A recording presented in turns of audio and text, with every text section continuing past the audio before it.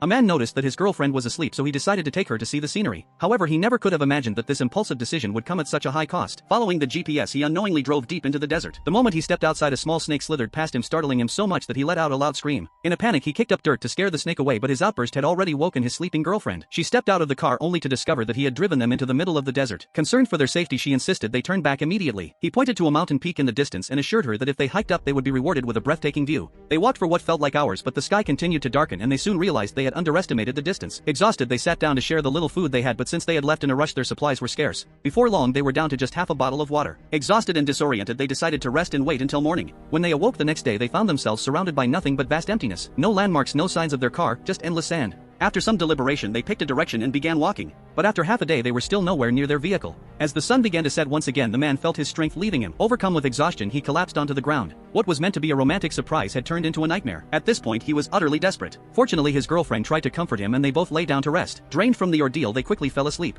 But as they slept, an unseen danger crept closer, waiting for the right moment to strike.